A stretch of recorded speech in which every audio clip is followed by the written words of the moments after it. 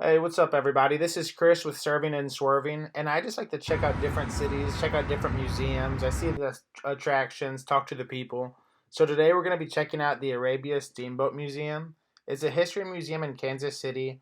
It houses artifacts salvaged from the Arabia Steamboat that sank in the Missouri River.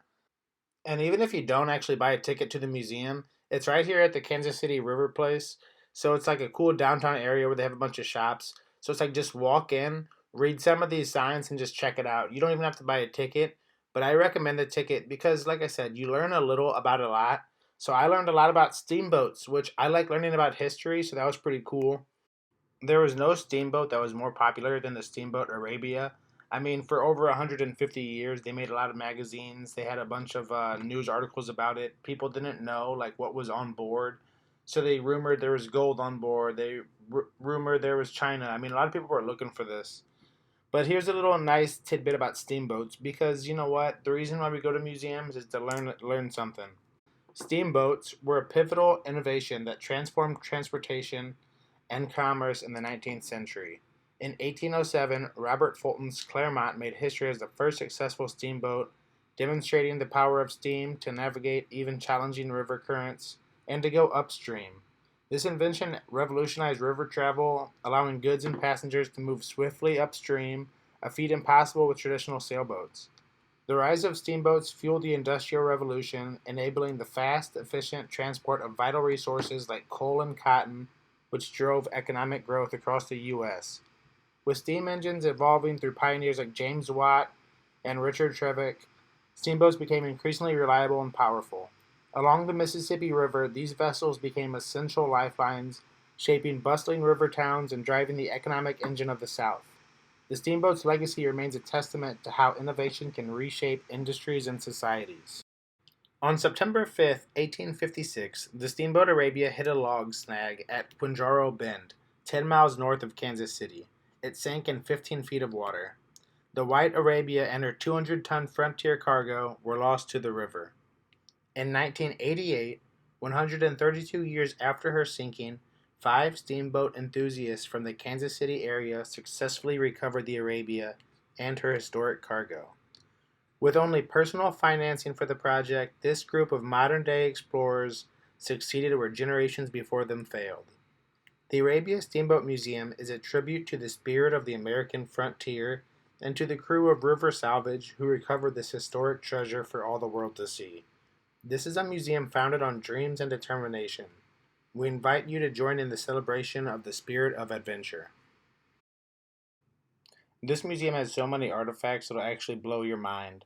A big part of the reason why this ship, it was mainly like prepaid orders. So this was the Steamboat Arabia was the first Amazon Prime, all right? So everybody paid for a lot of goods and it was sending it to it. So it had a whole bunch of different stuff, and a lot of these were for actual proprietors and different like shop owners that they could sell stuff to the frontier. So there was a lot of like work for cobblers, a lot of work for metalsmiths and different stuff like that. And then this guy right here is actually one of the family members of one of the people who excavated the site. So that's pretty cool. They kept it nice and kept it local, and the family who still found it are still in control of it. On board the Arabia heading out west from all over the world in the boat right down. You're going to see a lot of that on display here today. Pretty much all of the dishes you're going to see, those are from England. Coffee beans from South America. Pens, ink, perfume, those are all from France. Trade guns from Belgium. Buttons, most of those come from France as well. There are those little tiny trade beads there for trade with the Native Americans or for decorating dresses. Those are from places like Italy and Bohemia. Did anybody have a go up there on the top right? You're going to see that pair of boots up there. Get used to seeing those. You're going to see a lot more. We have over 4,000 different boots and shoes in our collection. Each one takes about 4 months of work. It costs like 10. It's not too bad. However, some things, just as good as the conditions were underground, just didn't survive. So we know that there were boxes of candy on board. That'll dissolve in the water. Jerry didn't get to try any of the candy, but also other things like cotton in your shirts. If you let that sit underwater for a long enough period of time, eventually it's going to dissolve. It's going to come apart. It's part of why we have so many buttons not surround anything. Originally, a lot of them were sewn onto cotton shirts and dresses, but we would open up a box labeled shirts, and inside would be a bunch of colored mud with buttons floating around inside of it.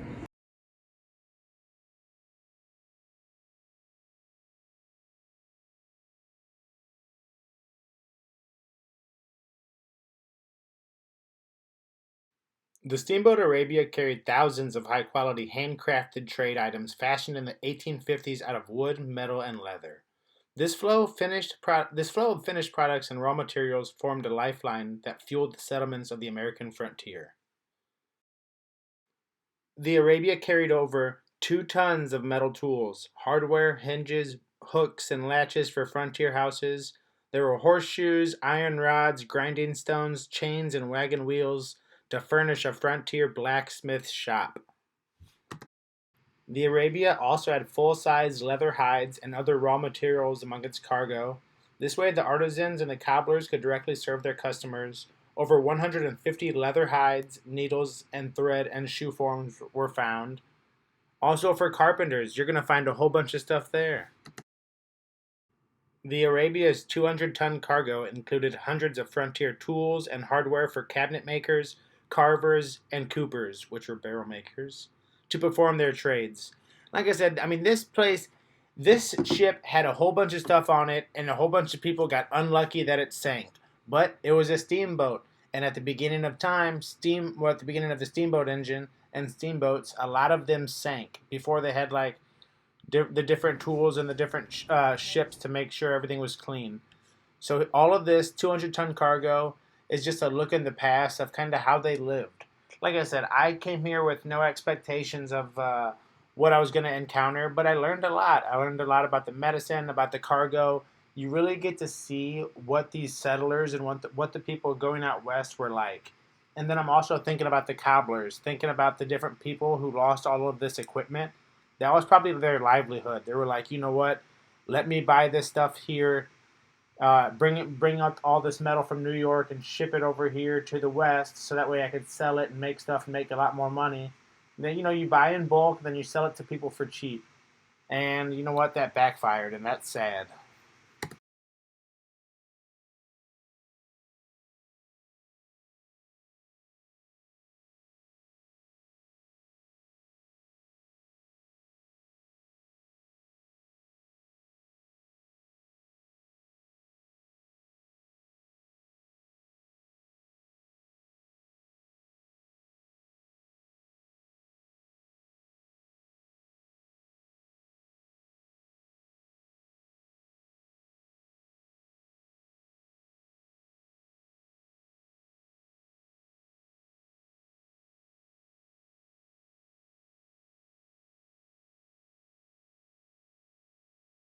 And you got to remember, all of these artifacts, they look all nice and pristine right here behind the glass, but this is what they actually look like. They're going to be, there's a preservation process. There's a preservation lab, and you can actually talk to the young lady who's working here who gave me a lot of answers.